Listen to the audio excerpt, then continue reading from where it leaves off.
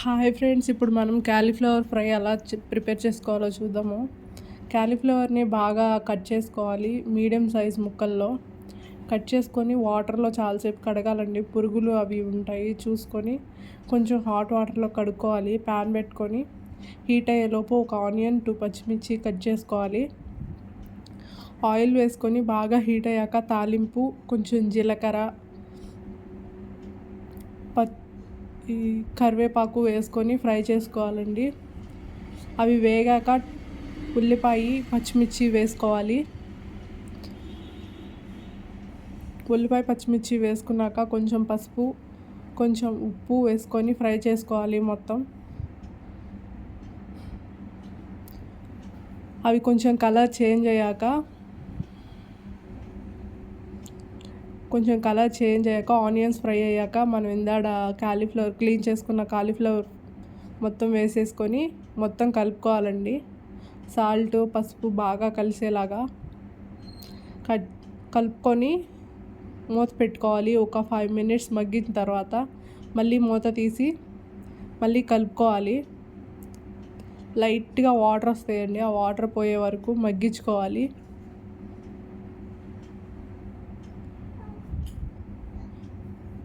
ఇప్పుడు మూత తీసి మళ్ళీ ఒక 5 minutes తర్వాత కలుపుకుంటూ ఉండాలి.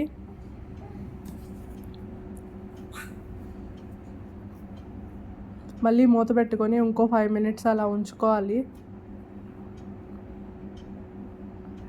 మగ్గిపోయినాయి.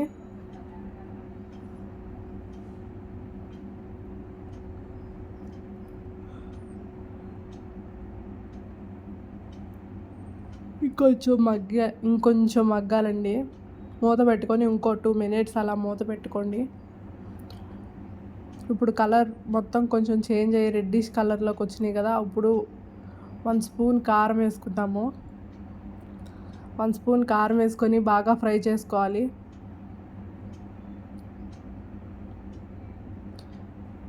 హాయ్ ఫ్రెండ్స్, ఎవరైనా ఛానల్ కొత్తగా చూసేవాళ్ళు ఉంటే ప్లీజ్ లైక్ చేయండి, షేర్ చేయండి, సబ్స్క్రైబ్ చేయండి.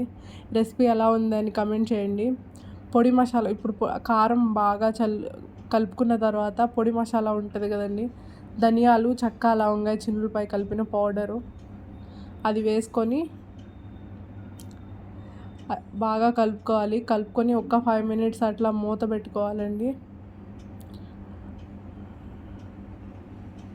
ఫ్రై అయిపోయింది.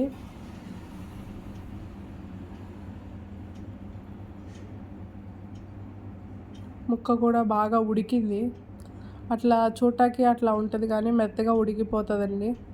మరీ చిన్నవి కోసుకుంటేనంటే కర్రీ ముద్దలాగా దగ్గరికి అయిపోతుంది. ఇట్లా కోసుకుంటే పీసెస్ లాగా ఉంటుంది, బాగుంటుంది, టేస్టీగా ఉంటుంది. ఒకసారి ట్రై చేయండి.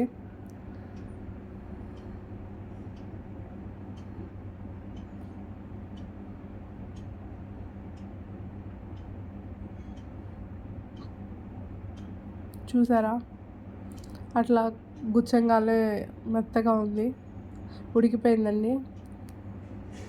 కర్రీ చాలా టేస్టీగా ఉంటుంది. ఒక్కసారి రెసిపీ ట్రై చేయండి. ఛానల్ ఎవరైనా కొత్తగా చూసేవాళ్ళు ఉంటే ప్లీజ్ లైక్ చేయండి, షేర్ చేయండి. ఇంకొంచెం సేపు అట్లా వేయించుకొని స్టవ్ ఆఫ్ చేసుకుంటే కర్రీ రెడీ అండి.